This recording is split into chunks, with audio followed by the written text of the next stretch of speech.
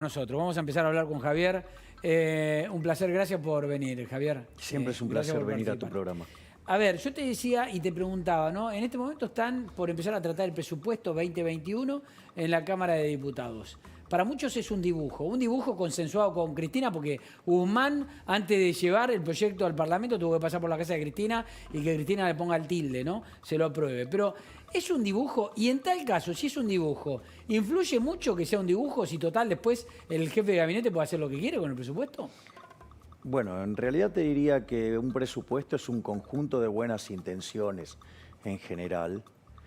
En este caso, además de tener buenas intenciones, por ejemplo, creer que vas a expandir la economía en base a estimular la demanda agregada con emisión monetaria, tío, es altamente peligroso, y que al mismo tiempo considere que la inflación va a ir a la baja, tío, son demasiadas buenas intenciones. Y ahí lo que yo, digamos, o sea, yo creo que este gobierno sí es un gobierno perverso, y esto en la época anterior del kirchnerismo lo usaban, pero de manera grosera. Si vos recordás, Fernando, en Argentina se mentía la inflación, se mentía el dato de inflación. Entonces, ¿qué es lo que pasa? Vos recibías un presupuesto que tenía una hipótesis de expansión del nivel de actividad económica, tenía una hipótesis de inflación, y eso lo que termina haciendo es que generar una hipótesis cómo te crecen tus ingresos. A partir de esos ingresos hay una parte que tiene que ir a las provincias, que es la coparticipación. Sí. Entonces, ¿cuál es el problema? El problema es que vos eso ya lo fijás por el presupuesto. Entonces, ¿qué es lo que pasa? Cuando, por ejemplo, le pifiabas por la inflación, todos esos recursos excedentes quedaban en manos del jefe de gabinete, de quien disponía de los mismos discrecionalmente. De hecho, este año eso estuvo pasando. Es decir, como no se sancionó el presupuesto para este año, se usó el del año anterior. Claro. Al hacerse eso, ¿qué es lo que pasa? Todo el exceso de recursos que aparecieron este año, aun cuando en términos reales la recaudación cayó, ¿qué es lo que hizo? El jefe de gabinete, ¿hacia dónde lo dirigió? Lo dirigió hacia la provincia de Buenos Aires, es decir, el principal bastión electoral del oficialismo. Y si vos te fijás, que eso es lo que tiene que ver con la primera etapa de la coparticipación. La segunda etapa tiene que ver cómo, por ejemplo, cada gobernador después lo distribuye con cada uno de los municipios. Sí. Y si vos te fijás, o sea, lo que pasó es que Kicillof lo usó para girar los fondos a los intendentes amigos y castigó a los opositores. Entonces, lo que hace esa técnica, en especial en un contexto donde, la verdad, Fernando, ¿vos creés que la tasa de inflación el año que viene puede ser más baja? Pero calcularon el dólar a 100, además. Bueno, por eso, ya está todo dicho, ¿me comprendés? Sí, obvio, por eso te decía lo del dibujo, yo lo comparto. Ahora, pero sí, es que lo que hay que comprender es por qué se dibuja. Es decir, el kirchnerismo utiliza esto como una forma de coerción sobre las provincias. ¿Por qué? Porque a vos te terminan entrando menos ingresos por cómo está diseñado la técnica del presupuesto, sí. Y entonces después, ¿qué? Digamos, viene con el látigo y los doma. Ahora, ¿y qué son masoquistas los gobernadores? Porque después los gobernadores se apoyan al gobierno. Está bien, bueno, pero vos sabés cómo son estas cosas. Hay algunos intereses personales que hacen que las cuentas te cambien y te cambien la decisión. Sí, creo que entiendo. Javier, escuchame una cosa. Pregunta, ¿no? Porque yo recién comentaba, le van a dar un subsidio de no es entre 50 y 300.000. Es de 50 por mes, puede llegar a ser un total de 300.000. Aquellos que están en tomas para que no usurpen un subsidio. Billetera mata justicia, digo yo, ¿no? Ahora, la billetera cada vez se agranda más. ¿Hasta cuándo aguanta la billetera esta? Si me permitís, voy a hacer una nota de color previa. Dale. Es un disparate. Es decir, propio de un ignorante como Kicillof, porque Kicillof es un pésimo economista. Es decir, digamos, ¿Es malo como economista? Es pésimo, digamos, o sea, lo demostró como ministro de Economía, teniendo el mejor contexto internacional de la historia, con los términos de intercambio más altos de la historia argentina, con la tasa de interés nula, ¿sí? Logró que el PBI per cápita en Argentina cayera. cuando debería haber crecido a tasas del 9%, dado el contexto internacional que tenía Argentina. Por lo Porque tanto, algunos te dicen, bueno, como político es medio malo, no habla Bueno, bien, bueno, digo, pero como economista es bueno. ¿Es malo como economista? es peor que como político, si vos querés. Entonces, vos fijate, lo que está haciendo es premiar un delito. O sea, a ver, la Constitución Nacional, digo, le guste o no le guste al gobierno, ¿sí? Digamos que está tan teñido de rojo, mirá, digamos, consagra la propiedad privada. Y entonces vos, si estás usurpando, si estás violentando la propiedad privada, eso es un delito. Y lo que está haciendo Kicillof es premiar al que comete un delito. Esto es una locura. Porque entonces, ¿cuál es el incentivo? Y andá y hacé más tomas. Che, necesito unos mangos. Bueno, voy y me hago una toma. ¿Me comprendés? O sea... Y después paso a cobrar. Y después paso a cobrar. O sea, en principio, digamos, o sea, es un disparate, es propio de... Algunos intendentes de la oposición están recalientes con este tema porque precisamente dicen, me van a desatar tomas. Pero en mi claro, distrito. mira, hay un libro maravilloso de divulgación de principios económicos que se llama El economista en pijamas. Primer capítulo se llama Cómo matan los cinturones de seguridad. Y dice, la economía se puede resumir en 6 palabras. La gente responde a los incentivos. Entonces, vos lo que estás haciendo, estás premiando el que delinque. Estás premiando la delincuencia, estás premiando, digamos, algo que va en contra de los principios mismos de la Constitución Nacional. Un disparate. Un disparate. Ahora, más allá de eso... Ahora, pero es Sí. algo interesante. ¿Quién va a manejar la plata? Esa, el ministro Larroque, en teoría. Un señor de la Cámpora. Uy, qué casualidad. ¿Qué te hace ruido? ¿En qué sentido? Y no sé, qué sé yo. ¿No te gusta que lo maneje la gente de la Cámara? No. Es una medida que, digamos, va contra los principios de la Constitución. Es un disparate desde el punto de vista del análisis económico. Es un disparate desde el punto de vista del análisis económico del derecho. Es un disparate desde la evidencia empírica. Y entonces, ¿cómo es que le cierra? Ah, porque lo maneja alguien de la Cámpora. Digo, no sea cosa, digamos que encima hay gente del gobierno involucrado en las tomas. Sí. ¿No será una forma quizás ¿De recaudar? Y no sé, qué sé yo. Es Argentina esto, ¿no? Digo, es el país en el que todo puede algunos pasar. decían, le van a dar 50.000 por familia. ¿Y vos te crees que le van a llegar los 50.000 a la familia? Decían. Alguien está incentivando estas tomas. Ah, bueno. Javier, contame una cosa, bueno, pero yo vuelvo a la billetera. Porque en definitiva esta billetera, que es nuestra, yo reitero, porque esto es plata que sale del Estado, pero es plata que el Estado recaudó de nuestros impuestos. Porque los funcionarios dicen, bueno, el Estado se hace cargo, nos estamos haciendo cargo nosotros. Están gastando la nuestra. Pongámoslo bien en claro. Ahora, esa billetera, también es cierto que dicen que va a explotar y nunca explota. A ver, vamos por parte. Está correcto lo que vos decís. Hay 2 formas vos de hacerte de recursos. Está lo que se llaman los recursos del mercado y los recursos de la política. Los recursos del mercado son que vos te ganás tus ingresos sirviendo al prójimo con bienes de mejor calidad o mejor precio. Sí. Los recursos de la política es la expropiación. Si los políticos no producen nada, la política no produce nada. Es decir, lo único que puede hacer es expropiarte, es robarte. O sea, tiene un nombre que es, además es bastante fuerte, se llama impuestos. O sea, impuestos, digamos, no es que los pagás voluntariamente. Si no pagás, vas preso. O sea, impuestos. O sea, es algo que te imponen. Eso es lo primero que hay que tener en cuenta, que el Estado no genera ningún recurso, no tiene ningún recurso. Lo único que hace es robárselo a otro, al que lo generó antes. O sea, lo que vos decías, al sector privado. Punto 1. Punto 2. Argentina tiene un déficit fiscal colosal. Por lo tanto, digo, cuanto más aumenta el gasto, lo tiene que financiar. ¿Con qué lo va a financiar? Con deuda. El riesgo país de la Argentina ya está en 1.500. Reestructuramos la deuda y tenemos el riesgo país en 1.500. Digo, si vos reestructurás la deuda y sale bien, digamos, el riesgo país tiene que ir a, no sé, a 200, no a 1.500. Digo, punto, digamos, ¿Y eso por qué es? Porque está mal, porque no cierran los números, porque los números son un disparate. Vinieron a pedirle los números, los del Fondo Monetario, y dijeron, volvemos en un mes, porque esto es una payasada. Entonces, digamos... O sea, no ¿Y vos pensás que en un mes van a dejar de serlo? Bueno, no sé, digo, quizás, no sé, reciben un rayo divino y hacen las cosas bien. Yo no lo creo porque son unos inútiles, son unos incompetentes. Y esto, digamos, o sea, cuando yo lo dije al inicio me dijeron de todo. Ahora, digamos, la evidencia empírica de vuelta se puso de mi lado. O sea, son unos inútiles. Es decir, la conceptualización que tienen de la economía, sí, hace que cometan errores, pero, digamos, no son ni admisibles ni para un infante.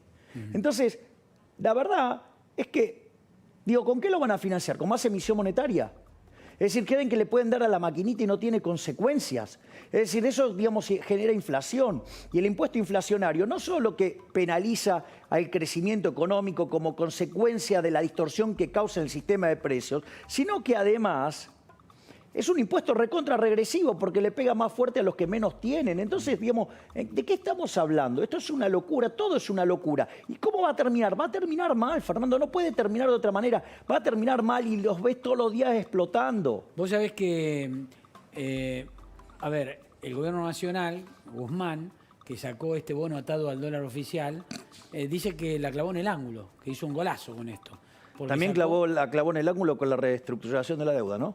Sí. 1.500 de riesgo país. La mayor caída, digamos, de bonos por reestructurado de la historia. ¿Pero vos decís que no fue un golazo esto? ¿Lo de los bonos? No, porque de vuelta hay un problema de malentendimiento de cómo funciona el sistema económico. Es decir, cualquiera de las personas que están con los temas de la economía, digamos, hoy en Argentina son unos incompetentes. Y eso le vale a Guzmán, a Culfas, a Todesca, a Marcó del Pont. O sea, tienen graves problemas en el entendimiento de la economía. A ver, digo, porque esto también tiene que ver con el dólar. Y ahora, si me permitís, lo explico, porque me imagino que en algún momento vamos a hablar del dólar. Porque están todos, bajó. Si vos tomás la nota que me hizo Luis Majul en esta misma casa sobre el tema del dólar, cuando aplicaron estas restricciones, yo le dije, mira, esto es como darle aspirinas a un enfermo de cáncer. Digamos, ¿va a poder bajar? Sí, te puede bajar, pero el problema es que de fondo no cambia. Es decir, lo que hay que entender es esto, la naturaleza monetaria de la inflación. ¿Qué quiere decir esto? Que cuando vos emitís dinero por encima de la demanda, o sea, o porque sube la oferta de dinero, o porque cae la demanda de dinero, o porque cae el nivel de actividad, cosa que pasa las tres cosas juntas en Argentina, el poder adquisitivo del peso tiene que caer. Sí. Eso quiere decir que todos los precios expresados en unidades monetarias suben. ¿Sí? Y el dólar, como es un precio más, sube y sube primero. Después vienen todos los demás. Pensá que desde que pasaron las PASO el año pasado, ¿sí? El tipo de cambio casi ya va camino a multiplicarse por 5, por decir. Hoy es 4,5 porque está en 180. ¿Sí? Pero, ¿eso qué quiere decir? Que la economía argentina tiene una inflación subyacente de 350%. Sí. O sea, vamos a un desastre. Ese es el primer punto. ¿Por qué? Porque tiene que ver con la pérdida de poder adquisitivo del dinero. Entonces, cuando vos, si quisieras mirarlo en una dinámica de tiempo, el tipo de cambio lleva una trayectoria creciente vinculado ¿a qué? Al desequilibrio monetario. ¿Sí? La pendiente de esa línea sería, digamos, el desequilibrio monetario. Entonces, ¿qué es lo que pasa? Vos tenés esa tendencia creciente en el tiempo. Van y hacen una intervención puntual, que es, por ejemplo, colocar títulos públicos, que el Banco Central venda bonos, ¿sí? ¿Para qué? Para tratar de controlar el precio del dólar, para controlar el contado con liqui, para, digamos, al margen que hay una suerte de feriado cambiario virtual porque no te dejan operar el contado con liqui, que ese es otro problema. Entonces, transitoriamente vos bajás ese precio. Pero la pregunta es, Fernando, ¿alguno de los desequilibrios antes mencionados cambió? No, entonces digo, va a volver a subir, es una cuestión de tiempo. Escuchando de la aplicación te voy a preguntar algo. ¿Esto te lo enseñaron en la facultad? No, esto lo aprendí solo. Porque te iba a preguntar por qué no lo aprendió Kicillof entonces. No, porque ahí está el problema. Básicamente, en Argentina ganó Gramsci. Las instituciones educativas se convirtieron en centros de adoctrinamientos socialistas. ¿Sí? Y puede ir desde de la extrema más radicalizada a, digamos, en economía, hacia el keynesianismo. Pero en la economía, vos hoy tenés muchos economistas argentinos que egresaron de la Universidad Pública Argentina, en donde Gramsci no es su mentor. No, pero ¿sabés lo que pasa? A ver, si adhieren al keynesianismo ya es lo suficientemente malo. A ver, las instituciones de educación pública se han hecho para generar gente que adora la religión del Estado, que ve el Estado con buenos ojos. Entonces, ¿qué es lo que pasa? O sea, son centros de adoctrinamiento, son centros para lavar el cerebro. Y vos, aun cuando esa institución sea pública o privada, remarco, privada, vos no podés pasar tus programas si no te lo aprueba la CONIAU. Entonces, ¿qué quiere decir? Que siempre está el Estado, digamos, bajándote la línea de que vos no puedas ser liberal en este país. Es decir, que te castigues si sos liberal. Dame un minuto, tenemos información urgente.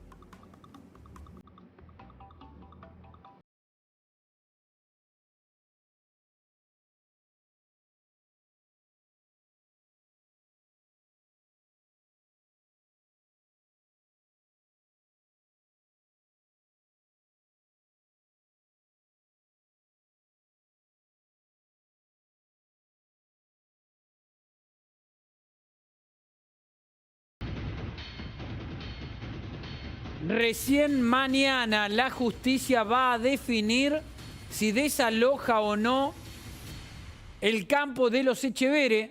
Después de una audiencia de muchas horas, la justicia de Entre Ríos va a determinar mañana a las 10 de la mañana si desaloja o no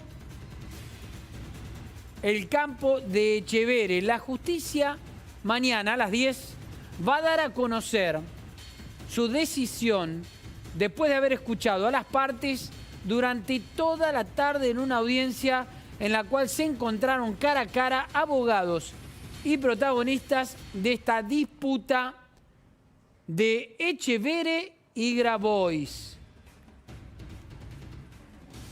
Mañana a las 10 de la mañana, la jueza que interviene en esta definición dará a conocer su fallo y su resolución sobre si desaloja o no el campo en donde está la toma de la gente de Grabois. Bueno, en definición para esto, mañana se va a saber. Seguimos con Javier Milei. Javier, Bernardo Vázquez tiene una pregunta para vos. Bernardo. Sí, Javier, fácil, sintético y un poco de lo que venías hablando recién. ¿Está barato el Blue a 181 o tenemos que esperar que el techo vuelva a subir y vuelva a acercarse a los 200? A ver, en realidad, el precio del dólar no tiene un techo, porque en realidad es el peso el que no tiene piso. Entonces, en tanto y en cuanto vos sigas generando un exceso de oferta de dinero, ya sea o porque sube la oferta monetaria o porque cae la demanda de dinero, o pasa las dos cosas a la vez, o te cae la actividad, inexorablemente el peso va a seguir perdiendo valor. Lo otro que también te puedo decir es, aquellos economistas que te dicen de un determinado precio son unos chantas. ¿Por qué? Porque en rigor, si vos pudieras determinar el vector de precios de equilibrio de una economía, ¿sabés qué? La Unión Soviética hubiera podido hacer cálculo económico y hubiera sido un éxito. Y sin embargo, donde aplican el comunismo falla, porque eso no se puede hacer. Vos lo podés resolver en un ejercicio teórico, ¿sí?, para entender la naturaleza del problema. Pero después, en la vida real, es muy distinta. Esto Hayek lo llamaba la pretensión del conocimiento. No podés hacer esa cuenta. No tenés forma de hacerla. O sea que no se sabe qué va a pasar con el dólar. No, lo que sí sabés es que el peso va a seguir perdiendo valor y el dólar, obviamente, va a seguir subiendo. ¿Sabes por qué está bajando, Fernando? Es una explicación técnica. Estuvo en 195, hoy está en 181. Bueno, por eso yo te puedo explicar por qué, digamos, o sea, qué es lo que hicieron para bajar. Fácil, hacémelo, ¿eh? Bueno, esa es la parte que no te puedo asegurar. Dale, a ver. ¿Cómo surge el precio del contado con liqui? Surge de comparar el precio de un bono en pesos dividido el precio del mismo bono en Nueva York en dólares. ¿Eso qué hace? Te da el dólar implícito en la operación. Sí. Entonces, cuando vos querés irte a Argentina, ¿cómo haces? Comprás acá en pesos, ¿qué pasa entonces con el precio del peso? Sube el bono en pesos. Y en Nueva York, que es donde lo vas a estar vendiendo para hacerte los dólares, va a bajar. Por lo tanto, el contado con liqui, que es ese cociente, digamos, sube. Entonces, ¿qué es lo que está haciendo el gobierno? El gobierno está vendiendo bonos a mansalva, está usando bonos del Banco Central y bonos de ANSES, ¿sí? ¿Para qué? Para que puedas bajar el precio en peso y de esa manera mostrar artificialmente que está bajando el dólar. Pero además, esos bonos son deuda, en algún momento hay que pagarlo.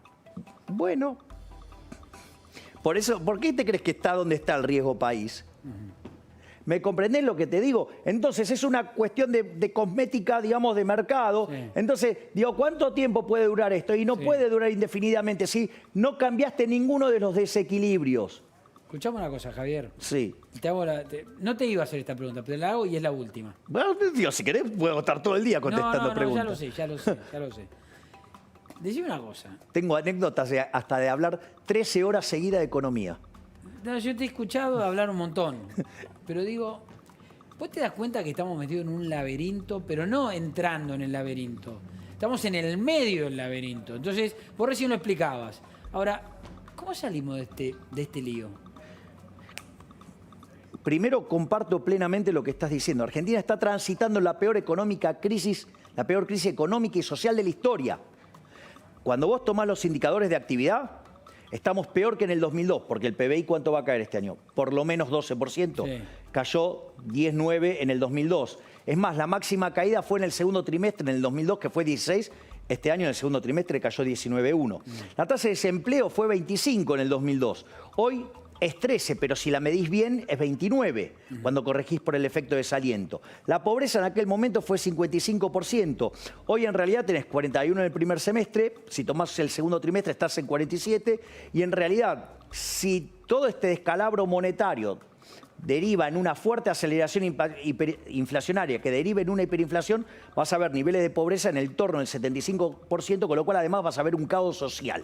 Y a todo esto le tenés que sumar un desastre sanitario, porque Argentina tiene la cuarentena más larga y más profunda del mundo y está en el pelotón del 10% de países con mayor cantidad de muertos por millón de habitantes. O sea, es un desastre. O sea, lo que vos decís está genial. O sea, es todo un desastre. Ahora, el punto es cómo se sale de esto. Bueno, acá, digamos, o sea, vos necesitas hacer un programa creíble que sea parte de un programa más largo que incluya una reforma del Estado que te permita bajar el gasto público fuertemente para poder bajar impuestos. Necesitas reformas en el mercado laboral para que haya más flexibilidad y que no sea tan antiempleo como vivimos ahora. Y obviamente abrir la economía. Digamos, cuando vos hagas todo eso, digamos, vas a poner a la economía en un sendero de crecimiento y poder así derrotar la tendencia de los últimos 100 años. Hacia Argentina entró al siglo XX siendo el país más rico del mundo. Argentina en 1895 tenía el PBI per cápita más alto del mundo. Previo a la crisis del coronavirus estaba a 70. Digamos, ahora, digamos, estaremos entre el 100 y el 120 según donde termine el tipo de cambio. Es un disparate. Entonces, digamos, no hay otra que hacer las cosas que corresponden. Y ese futuro solamente será un futuro que nos verá prósperos solo si tomamos el camino de la libertad. Es decir, volver a abrazar los valores del liberalismo. Javier. Fernando. Quedé agotado. Perdón. No, pero digo, la situación es agobiante, ¿no? Bueno, yo estoy acostumbrado, ¿no? Digo, o sea, te imaginarás que si viviera en otro país estaría deprimido. No sé, estarías hablando una cuarta parte de lo que hablas ahora. O menos. O menos. Javier Milei, gracias, Javier. Gracias a vos, Fernando. Gracias por la visita a La Nación Más. Me voy con Jero Mura. ¿Jero Mura dónde está? En el Congreso.